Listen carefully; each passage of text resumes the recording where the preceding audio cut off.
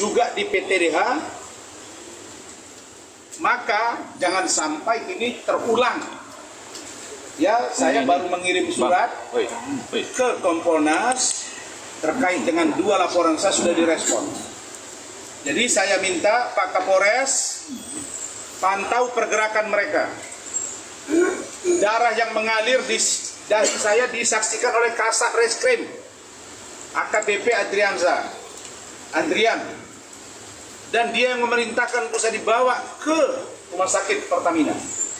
Kalau ini bermain-main, artinya kalian cari masalah. Ya, saya tidak main-main. Saya bukan berarti saya selama ini sudah cooling down karena saya takut, tidak ada takut saya. Yang saya takut pada Allah. Kalau kasus ini tidak juga tuntas dalam waktu yang cepat, naik sidik dan tersangka, maka saya menduga keras ada apa dengan Polres. Artinya Kapolresnya tidak mampu memerintah anak buahnya sesuai dengan WA dia ke saya simpan. Ada apa ini? Saya selama ini sangat mendukung penegakan hukum yang presisi. Kalau begini ini bukan presisi. Karena itu saya tidak main-main. Sudah terlalu lama. Laporan saya Oktober. Ya, kejadiannya 23 September. Bahkan malam itu juga, tapi saya buat laporan yang lebih lengkap Oktober. Sekarang Oktober, November, Desember, Januari, Maret, sudah 5 bulan. Apa ini? Pak Kapolda, lihat perkembangan di Polres Jaksel ini. Kapolres, Anda WA saya atensi, tapi tidak berjalan atensimu. Ya, saya selama ini sudah berupaya untuk lembut, baik. Ada orang dianiaya di kantor polisi, harusnya diamankan, tapi karena Nikita Mirzani banyak dapat masalah. Tapi laporan saya tidak ada yang namanya tawar-menawar dan lanjut. Jadi tadi itu terkait dengan penyidiknya, ya, yang berinisial IJ atau Imam Ghazali. Silakan tanya kalian dia, tanyakan Kasat. Ya. Berikutnya, tentang laporan saya Undang-Undang IT. Saya melakukan penyesuaian terhadap pasal-pasal yang dilaporkan. Kalau 27 ayat 3 itu sudah ada undang-undang terbaru, yaitu pasal 27A. Oke, junto pasal 45 ayat 4 Undang-Undang Transaksi Elektronik nomor 1 tahun 2024. Maka saya lakukan penyesuaian saja agar laporan saya lanjut dan segera diproses ke tingkat penyidikan. Tuh. Yang ketiga tentang LP Bapak Umar Bajide. Saya sudah koordinasi kepada penyidik dan beliau bilang ada beberapa waktu yang lalu ketika mereka membesuk Fadel, Pak Umar dengan keluarga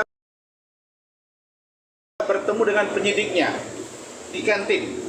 Di situ Pak Umar menyampaikan akan mencabut, tetapi penyidik bilang komunikasikan dengan pengacara.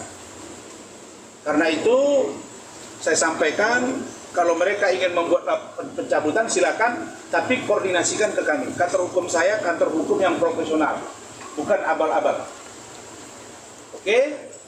Kemudian yang terakhir, saya melaporkan 3 orang, ya, juga penyesuaian pasal. Laporan pertama terhadap saudara pemilik akun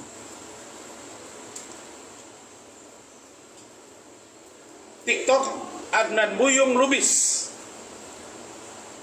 3. Kemudian saudara Hadi Sujandra, ini seorang lawyer di Kota Padang Sidimpuan, Sumatera Utara, dan saudari Ernida SAG, seorang PNS yang menjabat salah satu lurah di Kecamatan Batang Toru, Provinsi Sumatera Utara. 3 orang ini saya duga telah melakukan pencemaran nama baik terhadap saya dengan menuduh saya menggelapkan ijazah yang pada faktanya itu tidak benar, apalagi itu adalah dari keluarga saya sendiri. Karena itu saya minta LP ini segera ditindaklanjuti dan orang-orang yang memfitnah saya harus mendapat hukuman setimpal dari perbuatannya. Itu saja, cukup. Pertanyaan, saya mau langsung jalan nih. Oh sorry, yang terakhir lupa saya. Fadel sudah saya tanya tadi ke Kasubnid. Mereka mengatakan Fadel baik-baik saja. Dan untuk P21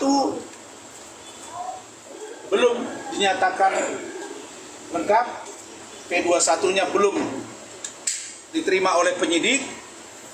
Dan P21 tahap 2 pasti selesai dulu P21 tahap 1 berkas. Maka dipastikan Fadel masih harus menjalani menjalani tahanan di rumah tahanan Polres Metro Jaksel sampai dengan Lebaran atau Idul Fitri.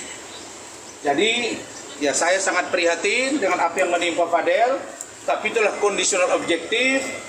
Mungkin kejaksaan belum menerima secara utuh berkasnya sehingga belum diterima P21-nya, dan saya berharap keluarga sabar dan kita lihat proses persidangannya nanti setelah Lebaran. Begitu. Itu tadi poin-poin yang saya sampaikan ketika saya datang ke sini. Bang, mungkin terkait dari rencana pencabutan dari Pak Umar sendiri, apakah sebelumnya memang sudah diobrolkan ke Abang atau memang sudah dari pihak mereka? Setelah mereka ngomong di sini, saya lihat di media, saya WA Martin itu sudah, ya Om, koordinasikan ke Om, ya, itu jawabannya. Tadi saya pastikan, kan saya orangnya berjalan pakai langkah-langkah, tanya, ada disampaikan tapi belum ditindaklanjuti. Mungkin setelah Lebaran. Kalau itu silakan, saya akan dampingi dan tim saya akan mendampingi pencabutan, silakan. Tapi bukan perdamaian. Kalau perdamaian 2 pihak, kalau pencabutan sepihak. Nah, bagi saya itu terserah kepada Pak Umar, tapi koordinasikan ke kami. Tapi alasan dari Pak Umar sendiri ingin tutup? Katanya tidak ingin lagi terlalu banyak konflik. Ya, itu boleh saja dong. Mungkin merasa dia kalau dipanggil capek, kalau ini capek, ada saksi, kan gitu ya. Tapi kalau saya tidak, saya lanjutkan laporan saya. Baik IT, baik juga penganiayaan. Makanya saya datang ke sini.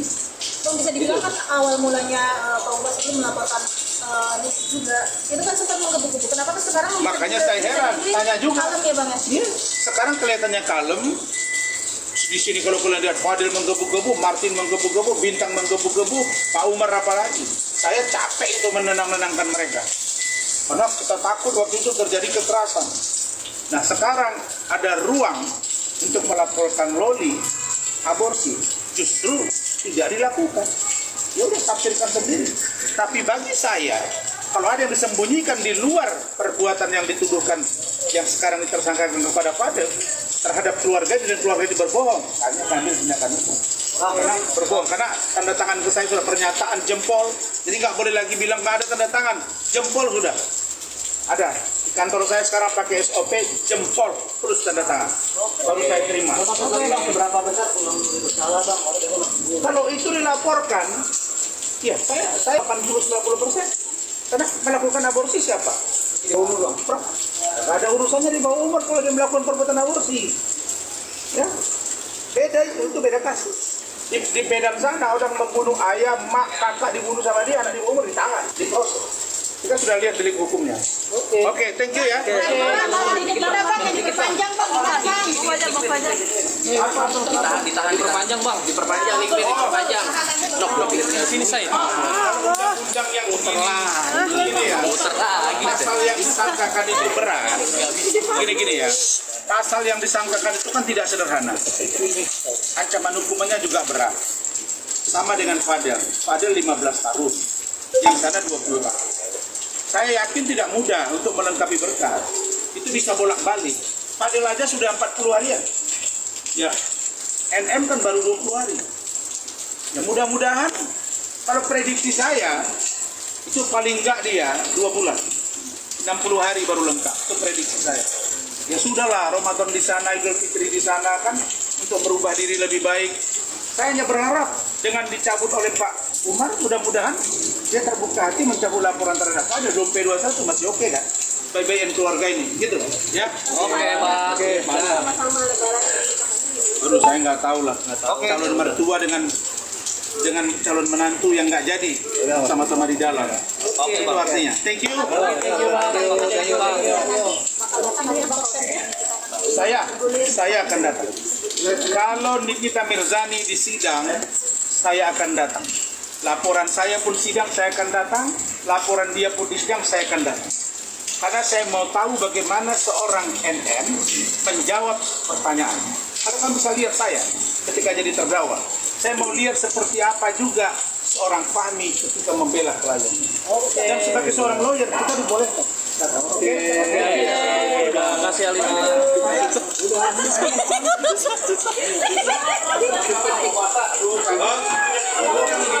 Nanti aku kontak lah.